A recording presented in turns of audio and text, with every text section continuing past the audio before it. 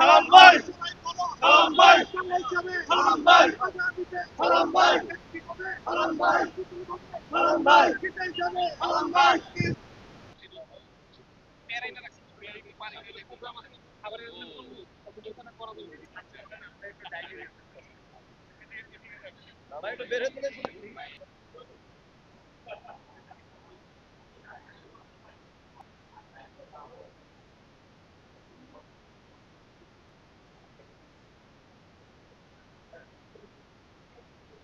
এলাকার যুব সমাজ এবং সুবর্ণোদয় যারা আছে সবাইকে আমার শুভেচ্ছা।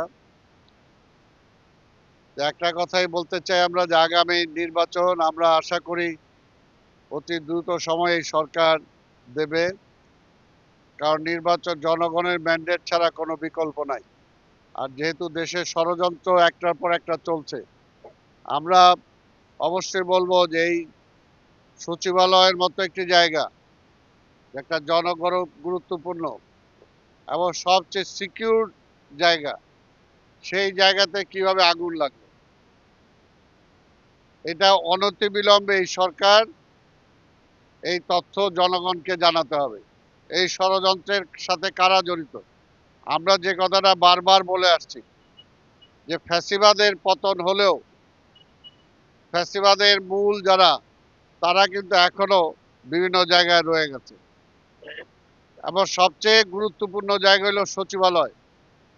এই সচিবালয়ে যারা আওয়ামী ফ্যাসিবাদের দালাল ছিল তারা এখনো বহাল তবিয়তে আছে, এবং আছে বলেই আজকের এই বিভিন্ন ষড়যন্ত্র এখনো তারা হচ্ছে। যারা এই সরকারকে ব্যর্থ করতে চায়, এই সরকারকে বলবো আপনি শত্রু মিত্র চিনার চেষ্টা করুন।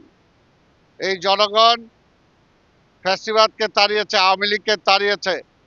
তাই আওয়ামী লীগের দোসর যারা আপনাদের আশেপাশে আছে, যাদের কাঁধে ভর করে আপনারা সংস্কার করতে চান, ভালো কাজ করতে চান, সেটা কোনোভাবেই সম্ভব না। দীর্ঘ 17-18 বছর যারা বঞ্চিত ছিল তাদের দিকে তাকান, তাদের উপর নির্ভর করেন। এবং রাজনৈতিক শক্তি পরিষ্কার, একটা হলো ভারতীয় আধিপত্যবাদের পক্ষের শক্তি, আরেকটা হলো জাতীয়তাবাদী শক্তি। ভারতীয় আধিপত্যবাদী শক্তির পক্ষে যারা আছে তাদের উপর নির্ভর করে আপনি দেশকে আগায় নিতে পারবেন না। দেশকে আগায় নিতে হলে জাতীয়তাবাদী শক্তির উপরই আপনাকে নির্ভর করতে হবে। তাই এখনো সময় আছে। আমরা বলবো যে আপনাদেরকে, এই সরকারকে আমরা এনেছি, জনগণ এনেছে, তাই আমরা চাই এই সরকার সফল হোক।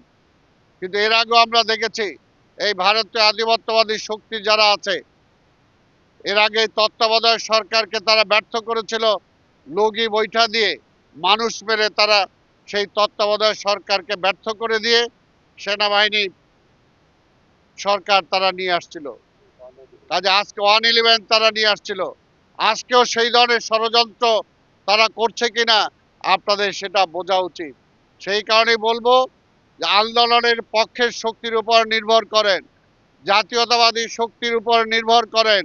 কোনোভাবে আধিপত্যবাদী শক্তির উপরে নির্ভর করে বেশি দিন আপনারা সামনের দিকে যেতে পারবেন না।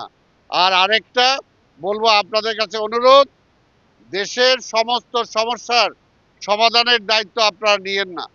সেটা জনগণ আজকে সব দায়িত্ব যদি আপনাদের উপরে দিতে চায়, আপনারাও যদি নিতে চান, সেটা কোনোভাবেই সম্ভব হবে না। সেটার দায়িত্ব নির্বাচিত সরকারের উপর ছেড়ে দেন। দীর্ঘ 3টা নির্বাচন হয়েছে, এই দেশের মানুষ ভোট দিতে পারে নাই, মানুষের ভোটের অধিকার কেড়ে নিয়েছিল। কাজে যারা বলেন যে ভোটের জন্য পরিবর্তন হয়েছে কিনা, হ্যাঁ, ভোটের জন্যই পরিবর্তন হয়েছে। ভোটের মাধ্যমে যে সরকার আসবে সেই সরকার পরিচালনা করবে, এটার জন্যই পরিবর্তন হয়েছে। যেহেতু ভোট ছিল না, যেহেতু ভোট দেয় নাই, যেহেতু স্বৈরাচার ছিল, এর জন্যই জনগণ স্বৈরাচারকে হটিয়েছে। আগামীতে নিজের ভোটটা দিয়ে নিজের প্রতিনিধি পার্লামেন্টে পাঠানোর জন্যই তারা কিন্তু শেখ হাসিনাকে তাড়িয়েছে। কাজে যারা মনে করেন ভোটের জন্য পরিবর্তন হয় নাই, ভুল। ভোটের জন্যই পরিবর্তন হয়েছে। ভোট মানেই জনগণের অধিকার, জনগণের যে রাইট, জনগণের রাইট কেড়ে নিয়েছিল এই সরকার। জনগণের যে মালিকানা দেশের, এই দেশের মালিক জনগণ, এবং সেটা প্রমাণ হয় যখন সে ভোট দিয়ে সরকার বানায়, সেই মালিকানা ছিনতাই করেছিল আওয়ামী লীগ। কাজে সেই মালিকানা জনগণ আবার ফিরে পেতে চায়। এই জন্য ভোটের জন্যই শেখ হাসিনাকে তাড়িয়েছে।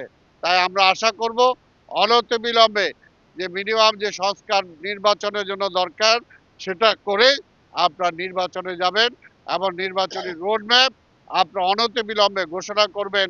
তাহলে সকল ষড়যন্ত্র আস্তে আস্তে দেখবেন শেষ হয়ে যাবে। জনগণ যখন রাস্তায় নেমে আসবে, জনগণ যখন ভোটের জন্য রাস্তায় নেমে আসবে, কোনো ষড়যন্ত্রী যারা আছে তারা সবাই কিন্তু আস্তে আস্তে কেটে পড়বে।